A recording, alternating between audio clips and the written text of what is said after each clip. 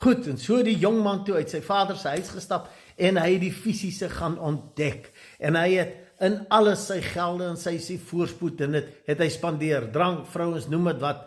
En in die fisiese het dit hom skade begin berokken. Maar ek wil weer jy moet verstaan, voordat iets in die fisiese manifesteer, het dit al reeds in die emosionele bestaan. So hy het al reeds in die emosionele 'n tekort ervaar aan daai vreugde wat alle verstand te bowe gaan, terwyl hy in daai koninkryksbeginsels, in sy potensiaal, in sy identiteit gestap het, want hy het nog gekies om buite dit te gaan stap en om te verlustig in daai goed wat op die oog af vrede en vreugde bring, maar wat nie so is nie. Sodat hy op die einde fisies so skade gelei het, dat hy moes werk soek.